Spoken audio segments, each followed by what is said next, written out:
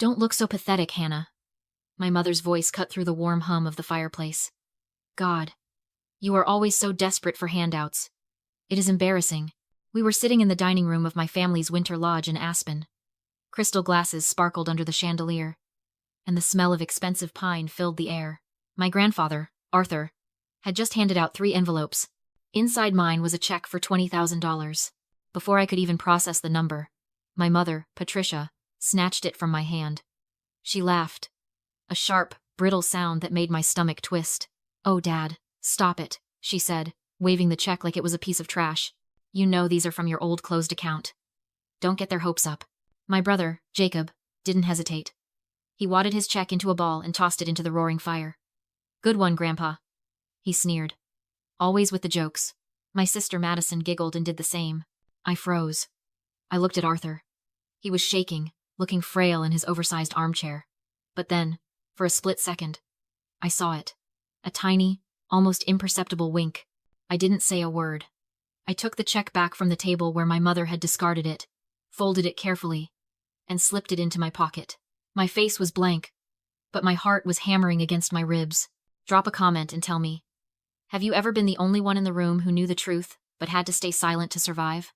I want to hear your story. I didn't sleep that night. I laid the check on my nightstand and stared at it until the sun came up over the mountains, painting the snow outside a bruised purple. At 9 a.m. sharp, I walked into the local bank branch. I didn't wait in line. I walked straight to the teller, a woman named Brenda who looked like she'd seen everything, and slid the paper across the marble counter. "I need to verify this," I said. My voice was steady, but my hands were cold. Brenda adjusted her glasses. She typed. She squinted at the screen. Then she typed again. I held my breath, waiting for the laugh, waiting for her to tell me it was a prop, a joke, a piece of trash my mother was right to mock. "It is valid," Brenda said, stamping it without blinking. "Funds are available immediately. Do you want a receipt?" I stared at the little slip of paper she handed me. Current balance: $20,412. The $412 was mine, the scraps I'd saved from freelance gigs. The $20,000 was Arthur's. It was real. I sat in my car in the parking lot and just looked at the receipt. It wasn't life-changing money for them. My parents spent that on wine in a good month, but for me, it was oxygen. And it was proof. You have to understand the math of my family to understand why this hurt so much. In the Fletcher household, money wasn't currency. It was a weapon. I grew up hearing that we were comfortable. But whenever I needed something, a laptop for design school, a tutor for calculus, the well was dry. I remember 2 years ago, vividly. I was living in a basement apartment in Denver that smelled like damp earth and cat litter. I was eating instant ramen for dinner 5 nights a week because I had to pay for my own Adobe Creative Suite licenses to keep my freelance business afloat. I asked my father, Gregory, for a small loan, just $2,000 to upgrade my graphics card so I could render 3D models faster. He looked at me over his rimless glasses and sighed. "Hannah, we can't just hand out money. You need to learn the value of a dollar. If you can't fund your little art hobby, maybe you should get a real job." 2 days later, my brother Jacob drove up the driveway in a brand new Range Rover. $80,000. He didn't have a job.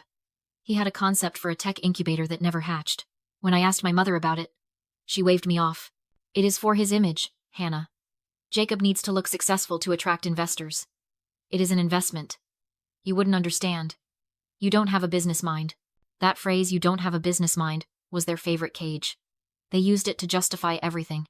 They told me they were holding my grandmother's trust fund, $680,000 left specifically to me, in a protected aesthetic trust, because I was too creative to manage wealth. They said they were protecting me from inflation. Sitting in that frozen car, looking at the deposit slip, the pieces clicked into place. The Range Rover, the constant vacations, the investments in Jacob's failed startups. It wasn't family money. It was my money. They weren't protecting me from inflation. They were protecting their lifestyle from my ownership. I looked at the receipt one last time. I didn't feel the relief I expected. I felt a cold, sharp clarity. They thought I was just an artist, someone who colored in the lines. They forgot that my job isn't just making things pretty. My job is noticing when a pixel is out of place. My job is seeing the structure behind the facade. And for the first time in my life, I wasn't looking at them as my parents. I was looking at them as a design flaw, and I was going to fix it. I drove straight to Arthur's estate. It wasn't the main lodge where the family was staying. It was his private residence. A smaller stone house set back in the woods, The one place my mother rarely visited because she said it smelled like old books and dog hair. The door was unlocked. I found him in his study, sitting by the window, watching the snow fall. He didn't look frail now. He looked like a man who had been waiting. "You went to the bank," he said. He didn't turn around. "It cleared," I replied, standing in the doorway. $20,000. Why? Arthur turned his chair. His eyes were sharp, blue and piercing, stripped of the foggy confusion he wore around my parents. Because I needed to know if anyone in this family still had a spine. Jacob burned his. Madison burned hers. You kept yours. He gestured to the chair opposite him. "Sit down, Hannah. We don't have much time before they realize you are gone." I sat. "The trust fund," I said. "It is gone, isn't it?" Arthur sighed. A heavy sound that seemed to rattle in his chest. "I suspect so. Your grandmother left that money for you. $680,000. It was supposed to be released to you when you turned 25. Gregory told me you deferred it. He showed me emails, supposedly from you, saying you weren't ready." "I never sent those emails," I said, my voice cold. "I know that now," Arthur said. "But I need proof. I am old, Hannah, but I am not dead. I can't just accuse them without evidence, or they will have me declared incompetent and take control of everything before I can stop them. They are already talking about power of attorney." My phone buzzed. It was a text from Patricia. "Where are you? Jacob needs that logo for his pitch deck by noon. Don't be selfish." I showed the screen to Arthur. He read it and scoffed. "Selfish. That's their favorite word for you, isn't it?" "If I don't do it, they will cut me off," I said. "They pay my phone bill. They co-signed my lease." "Let them," Arthur said. "You have $20,000 now. You are free." I looked at the text again. "Jacob needs that logo." For years, I had jumped when they snapped their fingers. I had designed their holiday cards, their business logos, their vanity project websites, all for free. All while they told me my work was cute but not a real career. I typed a reply. "No." The response was immediate. 3 dots, dancing angrily. Then, "Excuse me? Who do you think you are talking to? You ungrateful little brat. We put a roof over your head. We feed you. You do this. Or don't bother coming to dinner." I felt a strange sensation in my chest. It wasn't fear. It wasn't guilt. It was the feeling of a heavy coat sliding off my shoulders. "I need you to do something for me," Arthur said, leaning forward. "I am going to call a meeting. I am going to tell them I want to transfer the estate early. But I need a clean financial audit of the trust fund first. I need you to be there." "They will lie," I said. "They will fake the documents." "I know," Arthur said. A grim smile touched his lips. "And that is exactly what we are counting on." He didn't explain further, but I understood. He wasn't asking me to fight them. He was asking me to watch them hang themselves. I looked at my phone one last time. A barrage of insults from my mother. Useless, lazy, burden. I turned the phone off and looked at my grandfather. I am in. The trap was simple. And that was why it was perfect. Arthur sat at his desk, picked up the phone, and dialed my father. He put it on speaker so I could hear every word. "Gregory," Arthur said, his voice trembling just enough to sell the performance of a man losing his grip. "I have been thinking. I don't know how much time I have left. I want to transfer the estate to you and Patricia now. Avoid the probate taxes." I could practically hear my father salivating through the speaker. "Dad, that is very wise. We can come over right now to sign the papers." "Not yet," Arthur interrupted. "My lawyer, Mr. Sterling, insists on a clean audit first. Just a formality. Bring the financial statements for Hannah's trust fund to his office tomorrow at noon, just to show everything has been managed properly. Once he signs off, the $20 million is yours." There was a pause. A silence so thick you could choke on it. "Of course," Gregory stammered. "We have all the records. We will be there." Arthur hung up and looked at me. "Now we wait." I didn't wait idly. I opened my laptop. You see, for the last decade, I was the designated tech support for the Fletcher family. I set up their iPhones, configured their Wi-Fi, and established their cloud storage. They never changed the passwords because they couldn't be bothered to remember new ones. They thought of me as the help. And you don't hide things from the help because you don't think the help is smart enough to understand what they are looking at. I logged into the family cloud account. It was quiet for an hour. And then, the digital panic began. I watched the file sync notifications pop up on my screen in real time. It was like watching a crime scene being staged from a satellite feed. Upload. Chase, _statement, _template, .jpg. Upload. Trust. Fund. Draft. 1. Do X. Upload. Trust. Fund. Draft. V. 2. PDF. My parents were scrambling. They didn't have the records because the money didn't exist. So they were doing the only thing they knew how to do. They were manufacturing a reality that suited them. At 11:45 at night, a final file appeared. Trust. Fund. Statement. Deck. Final. PDF. I downloaded it. I opened it. To a normal person, it looked perfect. It had the Chase Bank logo, the correct address, the official-looking layout. It showed a balance of $680,000. It looked legitimate, but I am not a normal person. I am a graphic designer. I spend 12 hours a day staring at typography and grid systems. To me, a document isn't just words on a page. It is a mathematical construct. I opened the PDF in Illustrator and zoomed in. 300%. 600%. 800%. And there it was. The arrogance of the amateur. This is what psychologists call the Dunning-Kruger effect, when incompetent people are too incompetent to realize how incompetent they are. My parents thought graphic design was just drawing pictures on a computer. They didn't respect the discipline. So they didn't know the rules. They had used the wrong font. Chase Bank uses a proprietary typeface, a specific weight of San Francisco or Helvetica, depending on the year.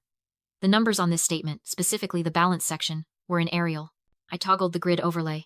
The alignment was off. The 6 and the 600,000 was floating 3 pixels higher than the dollar sign. The kerning the space between the characters was uneven. It was a copy-paste job. They had taken a screenshot of a real statement, erased the low number, and typed a high number over it using a default system font. It was sloppy. It was insulting. And it was exactly what we needed. I checked the file metadata. Created. Yesterday. 11:42 p.m. Application. Adobe Photoshop, CS6. Author. Gregory's MacBook Pro. They hadn't just lied. They had created a digital fingerprint of their crime. They were so confident in their own superiority. So sure that Arthur was senile and I was stupid, that they had handed me the murder weapon with their prints all over it. I saved the file to my external drive. Then I saved the metadata report. I looked at Arthur. They took the bait. Did they do a good job? He asked. No, I said, closing my laptop. They used Arial. Arthur smiled. See you in the boardroom. The conference room at Sterling and Finch was designed to intimidate. It was all mahogany and glass, suspended 20 floors above downtown Denver. Outside, a blizzard was raging, turning the city into a white blur, but inside, the air was still and warm. I sat in the far corner, near the audio-visual cart. My laptop closed on my knees. Mr. Sterling, Arthur's attorney, sat at the head of the table. He was a man who spoke in billable hours, and right now, he was silent. Arthur sat to his right, looking small in his wool cardigan, his hands trembling slightly on the polished wood. At exactly noon, the heavy double doors swung open. My parents entered like they were walking onto a yacht.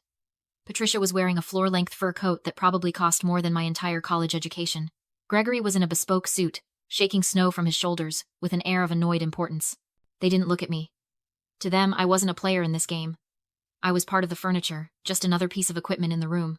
Sorry we are late, Gregory boomed, taking the seat opposite Arthur. He didn't sound sorry.